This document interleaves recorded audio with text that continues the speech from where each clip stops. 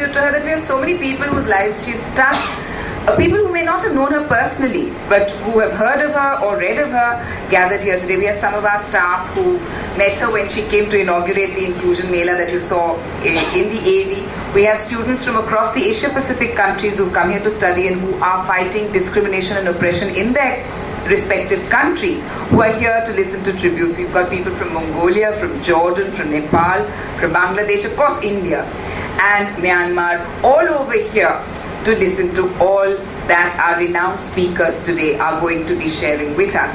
And I'd like to begin by inviting Professor Vibhuti Patel, who, as Dr. Noor mentioned, has conceptualized this program today for us. Professor Patel is active in the women's movement, that is her connection with Lotika from 1972, and is currently Director, Center for Study of Social Exclusion and Inclusive Policy, and Head of Economics Department, SNDT Women's University, Mumbai. Professor Patel.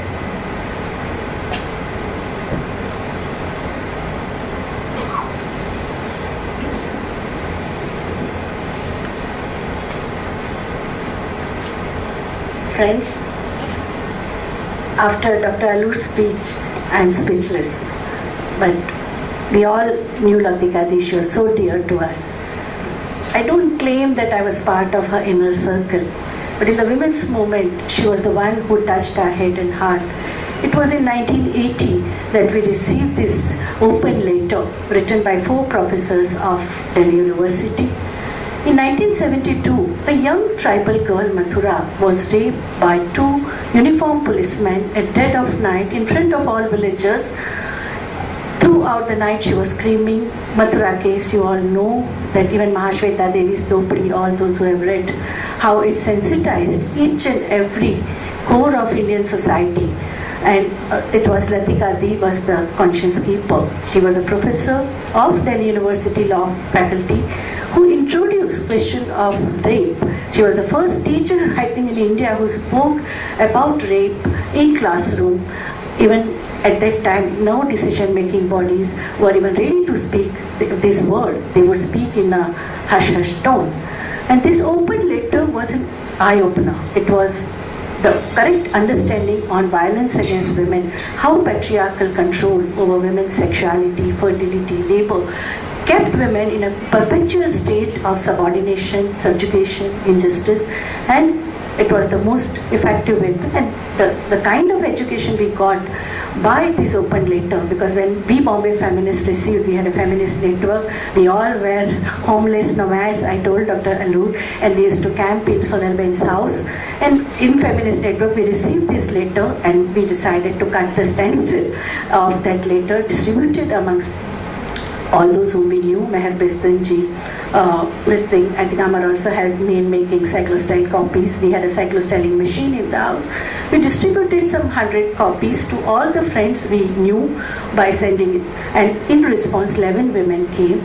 We felt so strongly about it. We read that letter repeatedly with various nuances of, there were so many layers of oppression, police versus people, the whole bitter experience of emergency, what happened in those 18 months to 5,000 women prisoners in Indian jails, and also how the sexual violence was using, and in every case, and the Supreme Court judgment given by Justice Chandrachud, full of misogyny.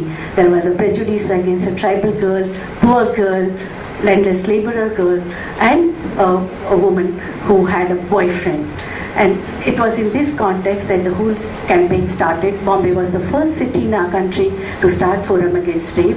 And here comes the role of Lotika Di, because she was the one when we understood, because Vasudha was a young lawyer who fought this case pro bono from 1972 to 1980 at a lower court, high court and Supreme Court. But the drafting of this letter and the whole understanding, human rights perspective in terms of empathy for the deprived girl from marginalized deprived section of society, but understanding of patriarchy and how it operates, and the weapon of violence used against common people. I think that whole holistic perspective came from Lotika Di's political understanding. When SNDT hosted Indian Association for Women's Studies. We all were eagerly awaiting for who is this Professor Lotika Sarkar, because before that she was just a name. Miraben had introduced us to Status of Women's Committee report. Her name was there among those 21 scholars, but and the chapter on law was very strong in towards equality report, and that was her break. But after 1981, she stayed in SNDT campus for 5 days. Atmosphere was extremely volatile, intellectually charged, as well as so much of polarization was taking place between various brands of feminism. But Lotika was accessible to all of us. And she never showed her sectarianism throughout her life. Like, we knew her active work in women's movement from coming 30 years, when we closely worked with her on various laws. When we wanted to organize conference on Asian conference on women, religion and family laws, I went to Indian Law Institute, took her help about the session planning concept note in 86. She was so generous with her time. And I think that this is the character which I saw with women of that generation.